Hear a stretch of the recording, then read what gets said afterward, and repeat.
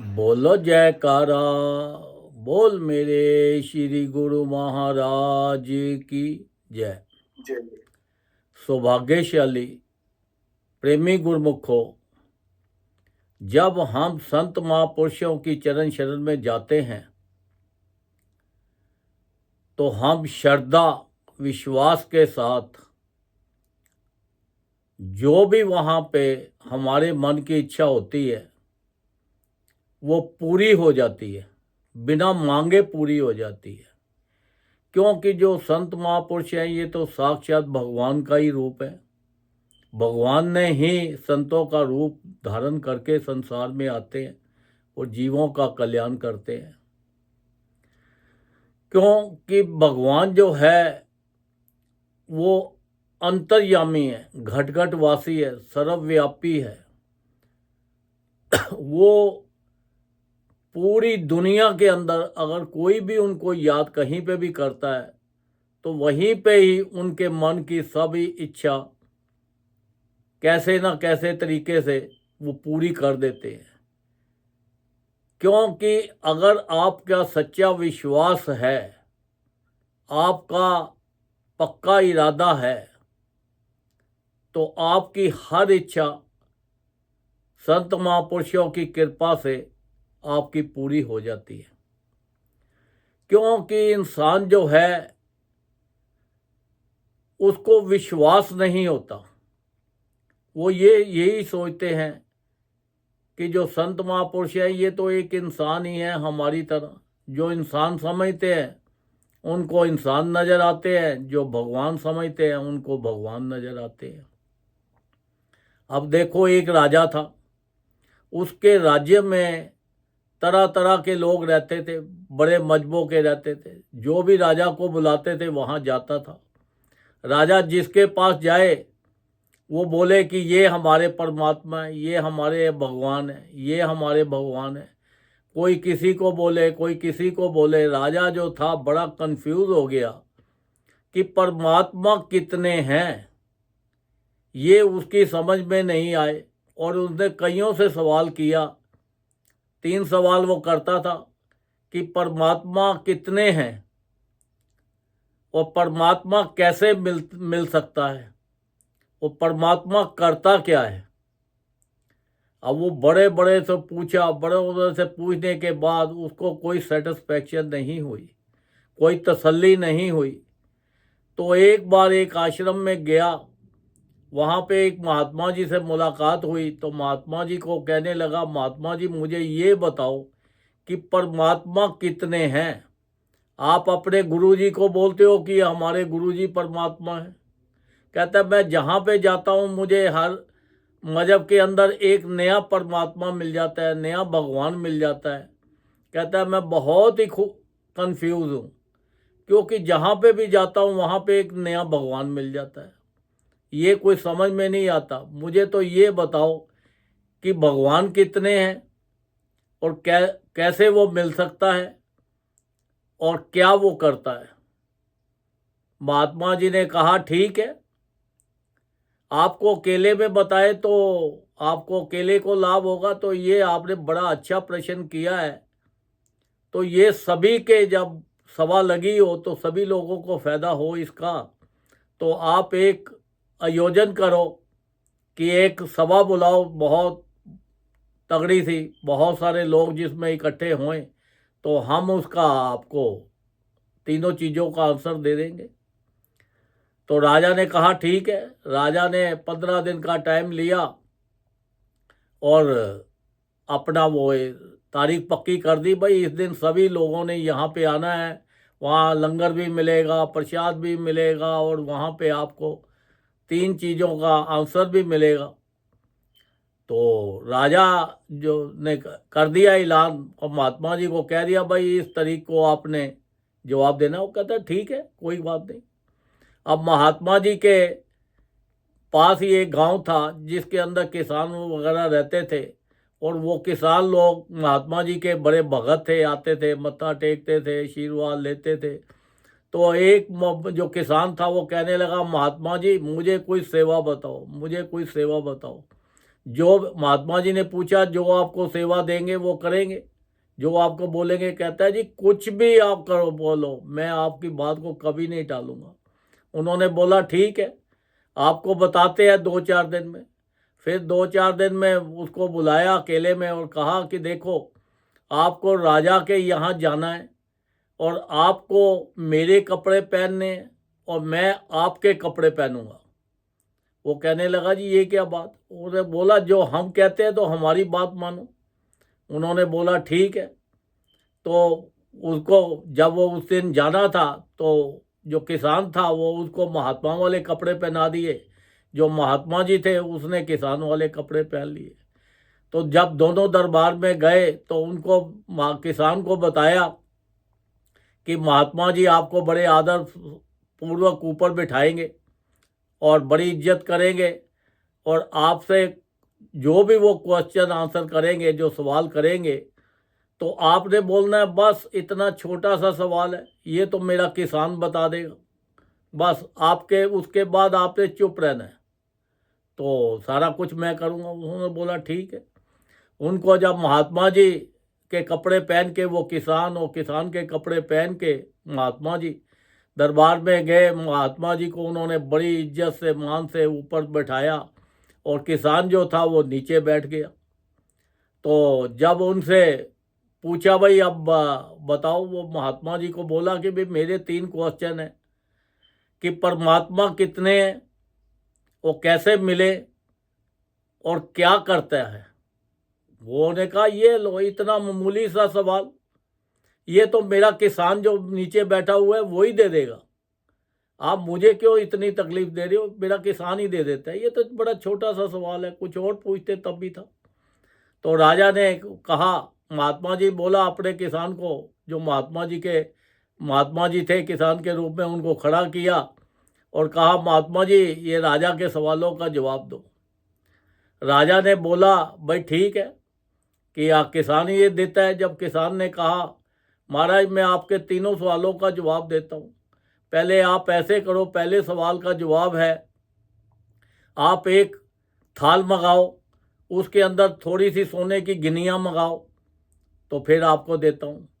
उन्होंने राजा का हुक्म हुआ, सोने की गिनियाँ आई उसके अंदर।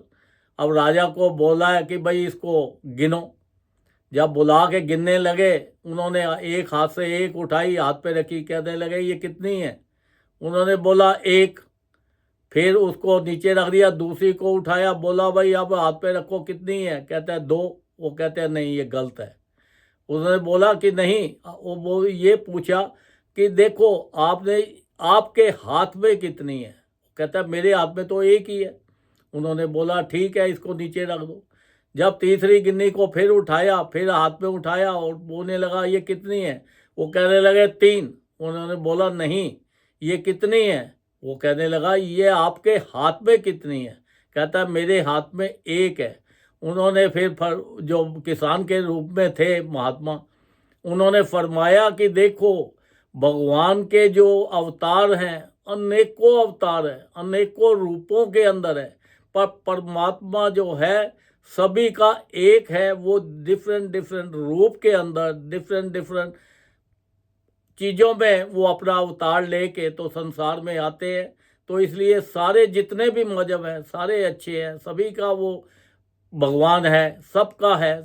तो देखो उन्होंने, राजा ने कहा कि मैंने इतने लोगों से, इतने इतने विद्वानों से पूछा, पर जो आपने बताया ये इतना आसान तरीके से अब मेरी ये समझ में आ गया कि परमात्मा एक ही है, उसके रूप जो हैं अनेकों रूप हैं उसके। उसने बोला अब दूसरे प्रश्न का सवाल बताओ कि कैसे मिले। तब महात्मा जी ने बोला, किसान ने बोला कि देखो मुझे लगी है भूख, तो पहले मेरे लिए कोई दूध का इंतजाम करो कि मैं दूध पीऊँ।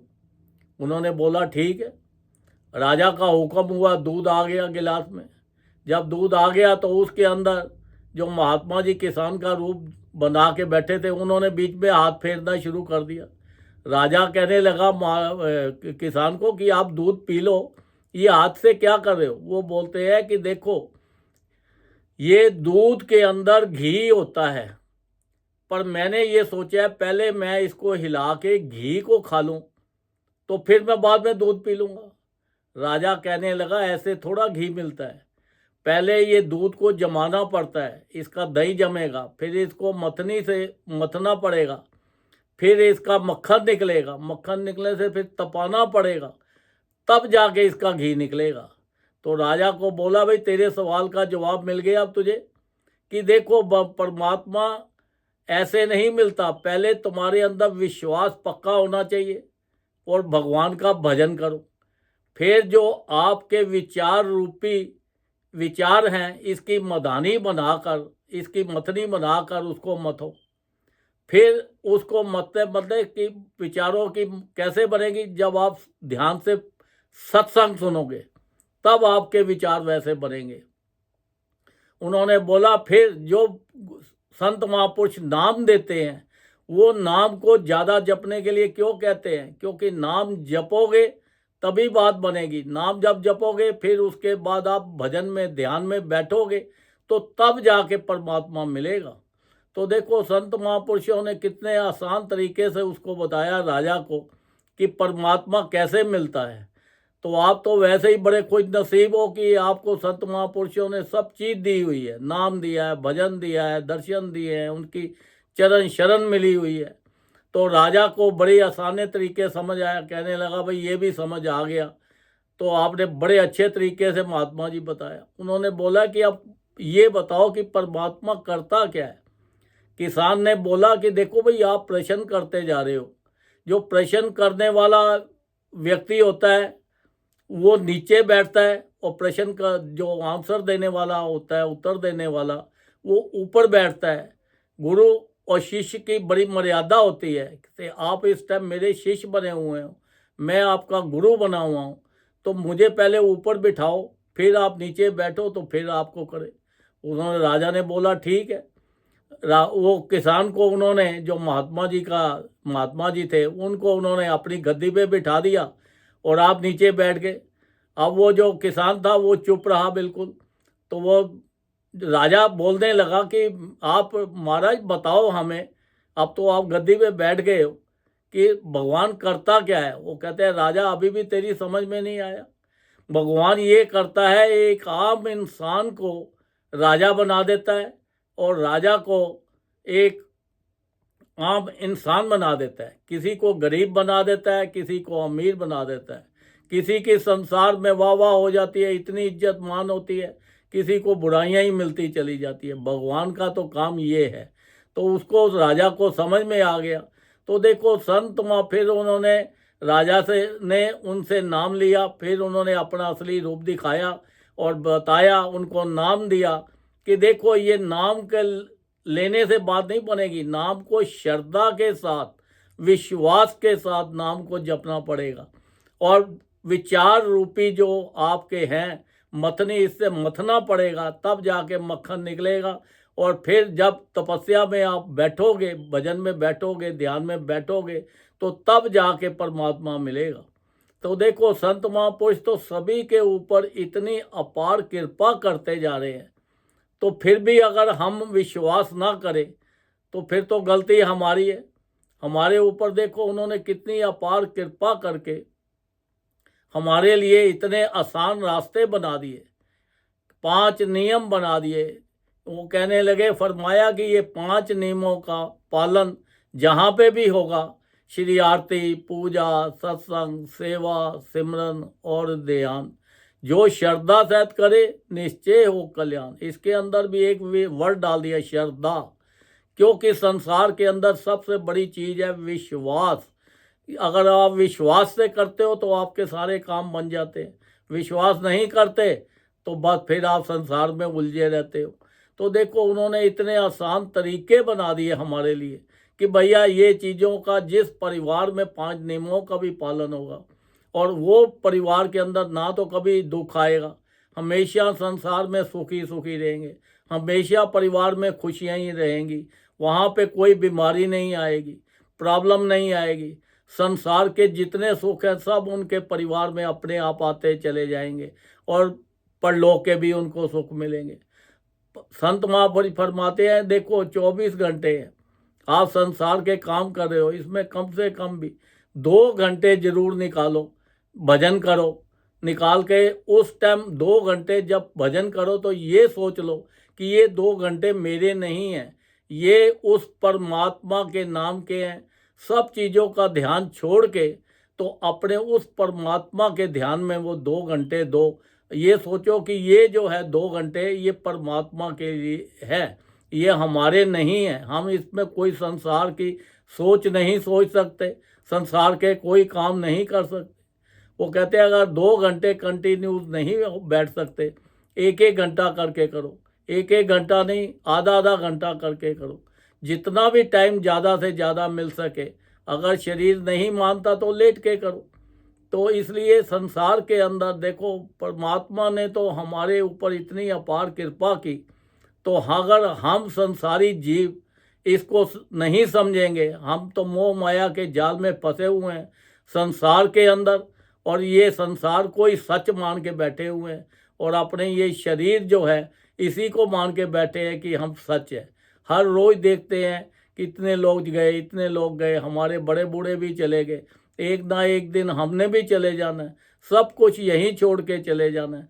तो जब इतना संत महापुरुष फरमाते हैं, हमें ज्ञान देते हैं, सत्संग सुनाते हैं, तो हमारी ड्यूटी बनती है ज़्यादा से ज़्यादा हम भजन करें, ज़्यादा से ज़्यादा हम ध्यान करें, ताकि हमारा लोक भी सुखी हो जाए और हमारा परलोक भी सुखी हो जाए।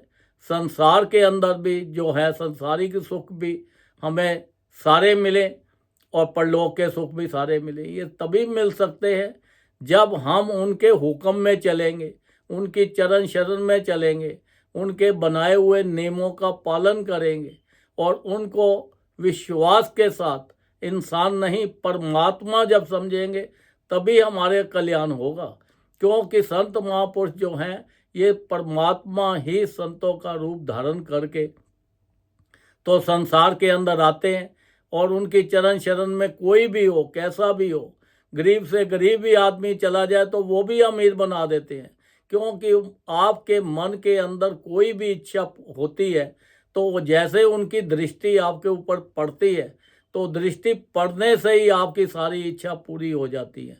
तो देखो इतनी हम कितने खुश नसीब हैं कि हमारे लिए उन्होंने कितने साधन बना दिए, सत्संग बना दिया, सेवा बना दी, सिमरन बना दिया कि जाओ करो, और संसार के अंदर जितने सुख हैं, संसारिक सुख सब आपके कदमों में बिना मांगे ही आपको मिलते चले जाएंगे। और संसार की खुशियाँ आपके परिवार के अंदर आपके साथ, तंदुरुस्ती, पैसा, धन संसार का और परलोक का भी साथ में आपके मिलता जाएगा। देखो इतनी अपार कृपा होने के बाद हमारी ड्यूटी बनती है कि हम उनके हुक्म में चल के उनके नियमों का पालन करें और उनके चरण में रह के ज़्यादा ज़्यादा भजन करके अपने जीवन का लाभ करें, अपना लोक भी सुखी करें और अपना परलोक भी सुखी करें। और संत महापुरुषों को भी प्रसन्नता हो कि देखो हमारी चरण शरण में आया है तो इसके जीवन जो है कल्याण हो गया है, और दुखों से बच के हम सुखों में जाएं और सचखंड के अंदर हमारा वास हो। बोलो जयकारा, बोल मेरे श्री गुरु महाराज की जय।